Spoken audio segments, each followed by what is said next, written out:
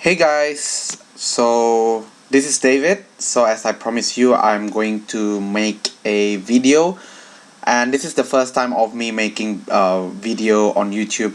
It's quite unnatural for me to make this, so if you have any question or problem, or if you don't really get the way how I explain in this YouTube video, please feel free to email me.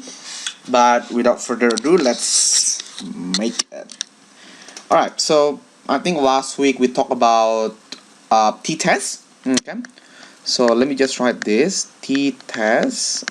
Okay, oops, what happened? Pardon for my bad handwriting in a tablet. I just don't get used to this kind of environment. So in t-test we covered the first one, which is one sample. And the second one, it will be independent samples. Now as we know that one sample is more on saying that, okay, so we got a population, and how does that population differs from the known mean. Okay, so in this case, let's say if we are talking about UNSW graduate salary, and whether the UNSW graduate salary is, let's say, differ from 100K, for example. Okay, so that 100K is your known mean, and therefore you're going to use the one samples. Very straightforward. Independent samples, however, they're looking for more different approach when they're talking about the two samples there. The two samples here, basically, you have two different groups. Okay, so let's say as our favorite example, it will be male and female. And how does this differ in terms of a scale variable? So for example, if we have rating scale of, let's say, comfort, okay, and how does comfort differs between male and female? So independent samples will be used for that. So regardless of one samples of independent, t-tests, as we know that we are comparing differences between two means or differences across two means. So different t-tests, just saying that the way they captures two means are differ. So in this case, the first one, it will be the population within the known mean. So you got two means here. The second one, it will be mean between two different groups. So again, there is two. Now the last one that we haven't talked about is basically paired. Okay, so what is paired t-test? So if we looked at independent samples, we have two groups here.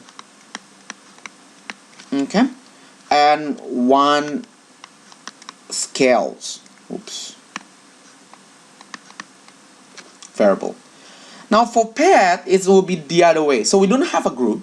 Okay, we just have one. We just have one group. Okay, so which is everyone. But instead of having one scale, in paired we have two scales variable. So two scale. Okay, so two scale variable. So I'll make that up. Eraser. Okay. Oops. So two scale. Oh gosh. Scale. I'm being lazy. Okay, let's do it again.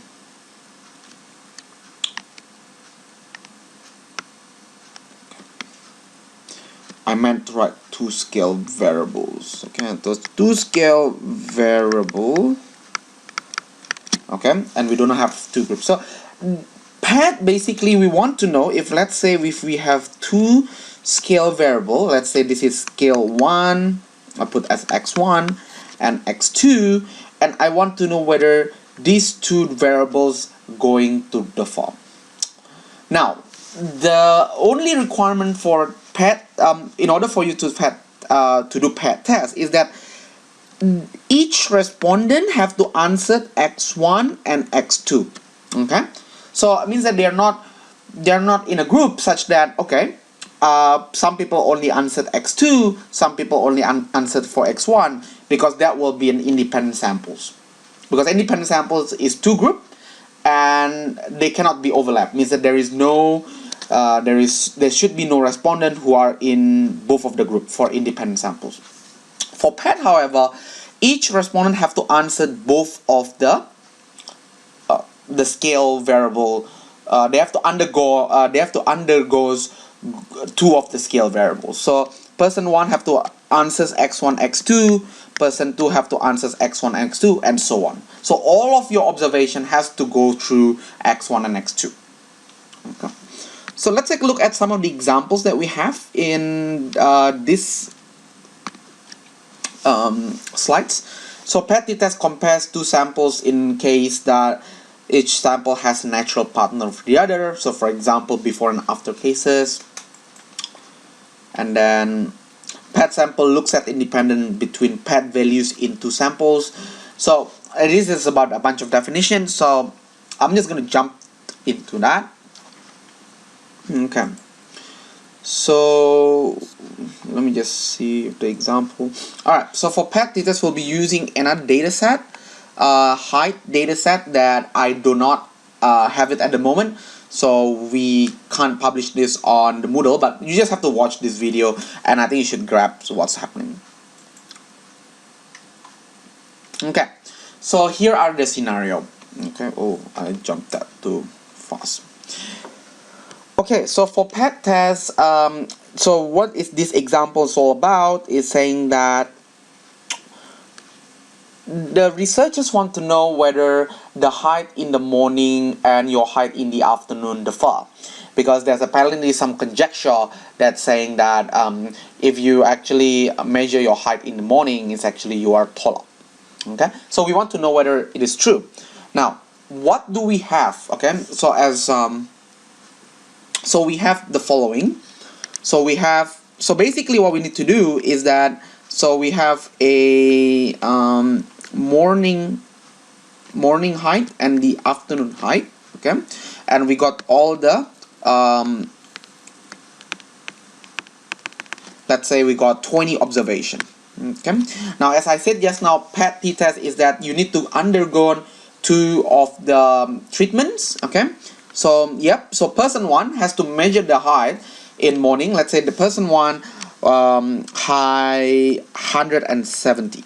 Okay, in the afternoon, let's say this guy shrink to 168. Okay, and again they have to measure person 2. Let's say person 2 is 185 and afternoon 184. Person 3 maybe 150 and in the afternoon 151, and they collected up to respondent number 20. So you can see that for the two treatment, all the observation or all the subject has to go through both of these. Okay, so this is what we call this is why the reason why we need to do PET test, because you can see that the groups or there's no groups. And the second thing is that there are two scale variables that we want to know whether they differ or not. Okay, so in this case we want to know whether the height in the morning gonna differ in terms of the height in the afternoon. Okay, so first of all, as normally we will do, is that we always run our null and alternate hypothesis. So in terms of null and alternate hypothesis, so remember H0 is always about equality, so you can also write mu of morning is equals to the mu of the afternoon. Okay, so since that they are equivalent or equal, so you can say that the difference between the morning and afternoon height on average do not differ. Okay, or you can say that the difference, or there is no difference between the morning and afternoon height. H1 is always about inequality, so you can also write mu of morning is not equals to the mu of the afternoon. Okay, or in this case is that the morning and afternoon height on average differs. Okay, so again you can write the mathematical way, you can write the worded hypothesis as well. Okay, moving on. So this is how you're going to run the analyze, compare means, pad samples. Okay, that's pretty straightforward. And oops, I'm jumping too fast. So here is the page, or the new window will pop up. Since you don't have the variable, you can't really do this, but if you have the variable, so you basically drag variable 1 as morning and variable 2 as afternoon. Okay, so, and after you drag these two variables, you can just click the OK button in here, and that's pretty much it. That's what you need to do. So here you go. As we normally do, is that we always look at the result. First of all, as we know, our good friend here, T, is basically our test statistic. Okay, so in this case it's called T, or t-test, and the test statistics value is minus 14.575. And then the second one is our best friend, p-value, which is located here. So it is 0.000, and therefore we do not reject. So it is significant. The test is statistically significant. And when we say statistically significant, it means that the p-value is less than 0.05. Therefore, we reject our null hypothesis. And when we reject our null hypothesis, mu of the male is not equals to the mu of, sorry, not male. The mu in the morning is not equals to the mu in the afternoon. So on the average, we can see that the mu of the morning and the mu of afternoon differs. And again, sometimes you would like to know which one is actually a little bit higher. Is it the morning or in the afternoon? Okay.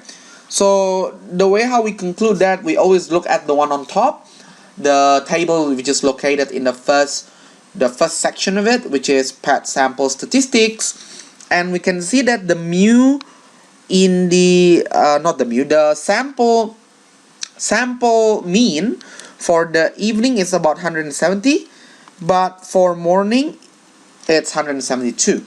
So you can say that from here is that the mu for morning is actually higher than the mu of afternoon or evening. So that's pretty much what the pad t-test is. Just to give you a brief summary of what's happening, pad t-test is basically comparing or finding the difference. Okay, so difference, okay, between two scales variable. Okay, so let's say if you have a variable x1 and x2, and let's say both of these are scale variable, and you would like to know how to get the difference between that, that's how you actually invoke pad t-test. So I hope this video is useful, and that's pretty much it from me. I have to apologize that there might be watermark in the middle because I'm using the free version to upload this. So apologize for that. And yeah, I'll see you in the next lesson talking about ANOVA.